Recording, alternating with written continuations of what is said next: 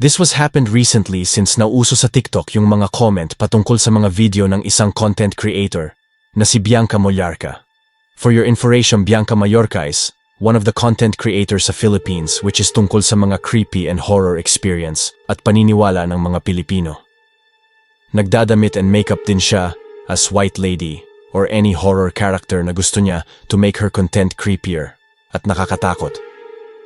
Sa TikTok, kasi kahit ano ang panoorin mo, kahit hindi related kay Bianca Mallorca makikita mo pa rin sa mga comment section na andun ang pangalan niya like, nakakatakot talaga yung kay Bianca Mollarca or yung kay Bianca Mollarca talaga.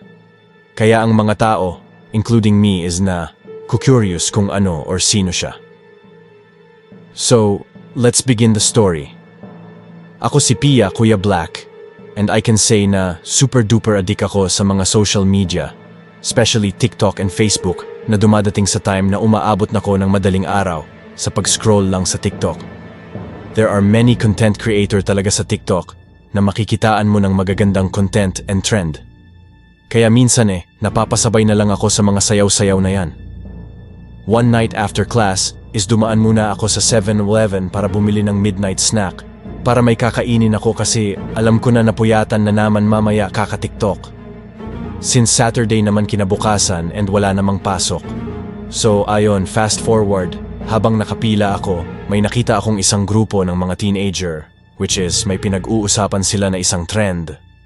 Kasi maganda daw ito, naririnig ko yung music. And yes, nakakaakit ngayon kasi ang ganda ng music. So lumapit ako at tinanong kung ano yon.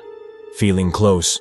Sabi nila is, Ahsoka dance, makeup challenge daw yon sa TikTok. And yung mga content creator daw is nagsusuot ng pang-Indian and makeup. So ako tinandaan ko yon at sabi ko na papanoorin ko yon pag uwi ko ng bahay. Pag uwi ko ng bahay, ginawa ko muna nga gawain ko. Syempre good girl. Then after ko kumain, dumiretso na ako sa kwarto. Agad-agad kong binuksan TikTok app ko and sinearch yung Ahsoka challenge. And OMG ang ganda. And ang gagaling ng mga gumawa ng trend na yon, mula sa makeup hanggang sa transition bongga. So dahil nagandahan ako, chinek ko. Isa-isa ang comment section ng mga napanood ko.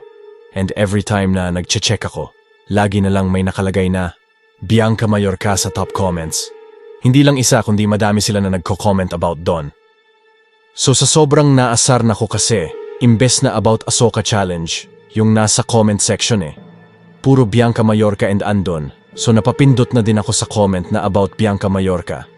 Pagpindot ko, bumulaga sa akin yung White Lady na palakad-lakad at nakangiti. Sobrang gulat ko at takot kasi sa totoo lang matatakutin talaga ako. Pero kahit matatakutin ako, mas nanaig ang curiosity na buksan at istalk si Bianca Mallorca and voila, tumambad ang iba't ibang content about multo and other creepy content. Lalo akong kinilabutan nung nakita ko yung isang video about doppelganger na nakadungaw sa bintana habang nakasmile and creepy face. Nung natapos ko yung video na yon, napatingin ako sa gilid ko kasi sa gilid ng kama ko is may bintana and sa kabilang gilid naman is may mirror ako. Sa sobrang takot ko nung pagtingin ko sa salamin, nagulat ako sa sarili kong reflection kasi akala ko may kasama ako doon sa mirror na kamukha ni Bianca Mallorca na White Lady version. Pero buti na lang at guni-guni ko lang yon. Time passed by, pagpatak ng 2 AM, matutulog na sana ako. Pero kada pikit ko ng mata ko is nakikita ko yung nakasmile na White Lady na puting-puti ang mata at onti lang ang black tapos nakadress ng kulay white. So kada naiisip ko yon, binubuksan ko ang mata ko para mawala sa isip ko yon. So hindi ako makatulog, kaya napagpasyahan ko na buksan na lang ulit yung TikTok ko para magpaantok. Pero sobrang swerte nga naman kasi kakascroll ko lang, horror na naman ang bumungad sa akin. At pag-scroll ko ulit, potek content na naman ni Bianca Mallorca na nakasuot at naka-makeup na pang White Lady nanam nang nakita ko. So scroll ako ng mabilis hanggang sa nawala na yung kay Bianca Mallorca. Pero shit, sakto namang itutulog ko na sana. At last scroll ko na sa TikTok bumungad na nam si Bianca Mallorca. Shit, sabi ko sa sarili ko, tigil ko na to at baka mamaya may magpakita na sa akin talaga. Fast forward, ramdam ko na makakatulog na ko. Alam nyo, yung papikit na yung mata, yung as in singkit na yung papunta na talaga sa tulog, pero may onti ka pa ring nakikita tapos blurred yon. Ganun na yung antok ko, pero swerte ko talaga. At kahit blurred na yung paningin ko, May naaaninag akong puting bagay sa harap ng salamin ko. Pero hinayaan ko na lang yon at kumampi na din sa wakas ang antok ko sa akin. Pero sa panaginip ko, heist, here it comes. Nasa sala daw ako ng bahay, tapos nagluluto si mama ng pagkain sa kitchen, tapos nung akma ko daw na pupuntahan si mama sa kitchen Paglingon ko daw sa gilid ko. May katabi akong babae na nakakulay puti, yung as in. Yung napapanood ko sa content ni Bianca. Tapos bigla daw ngumiti, tapos yung lips niya unabot hanggang sa kilay na para bang mapupunit na yung lips niya. Then bigla niya akong sinakal. Sa panaginip ko, sigaw ako ng sigaw and pinipilit ko ng magising ng mga time na yon. Pero paggising ko, pakiramdam ko ay nalutang ako sa ere. And the worst is, habang nakalutang ako, nilingon ko yung higaan ko. And ayon, andun yung katawan ko na nakapikit. And ang galing kasi yung babae sa panaginip ko Andun, nakaupo siya sa dibdib ko habang sinasakal ako. Pinipilit kong bumalik sa katawan ko, pero di pa rin ako nagigising. So what I did is pray ng Our Father hanggang mawala na yung pakiramdam na may nakasakal sa akin. Then yon, nagising ako ng pawis na pawis. After that, di na ako natulog ulit. Kaya nagpalipas na lang ako ng oras sa TikTok. So yon, sa TikTok di pa rin nawawala yung mga horror content dahil na siguro sa algorithm na yan. Pero hinahayaan ko na lang, puro scroll na lang ako pag nakakakita ko yung mga ganong content. Fast forward Monday na, pero ewan ko ba, pero until that day naaalala ko pa rin yung mukha at itsura ng babae sa panaginip ko. So ayon, papasok na ako sa school, napadaan ako sa isang sementryo, malapit sa school namin.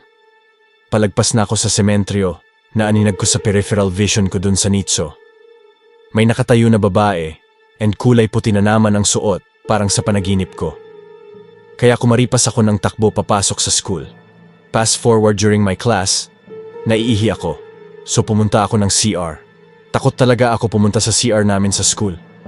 Mag-isa kasi bali-balita dito na may nagpapakita daw doon.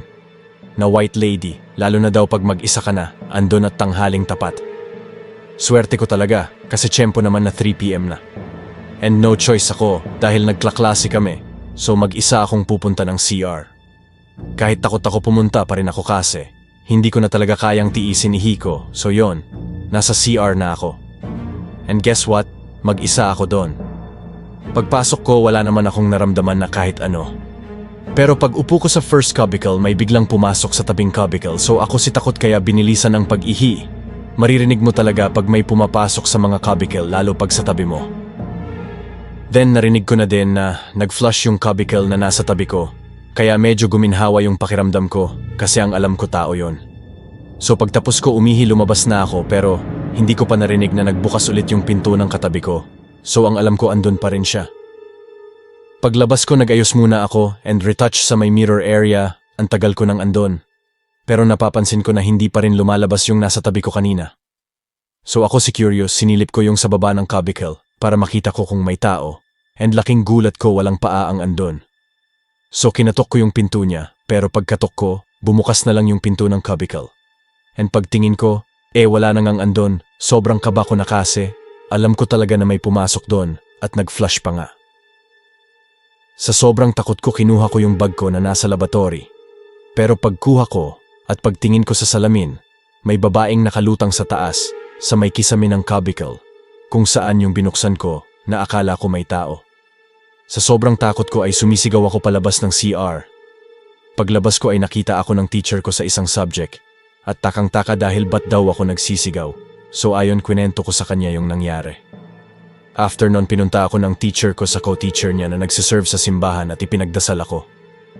Dahil sa TikTok at curiosity ko parang naka-attract ako ng figure ng white lady, katulad nung andon sa mga video ni Bianca Mallorca.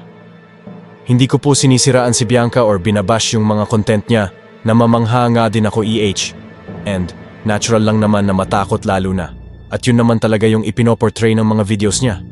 Nasa sa akin po talaga and sa imagination ko. So ginawa ko na lang, pag uwi ko ng bahay, gumawa na lang ako ulit ng TikTok account ko and yun din na nagpapakita mga horror contents sa akin.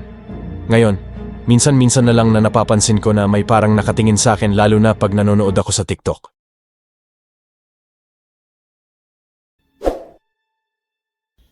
You can write your scary stories in the comment section and let's talk about it. Thank you for watching.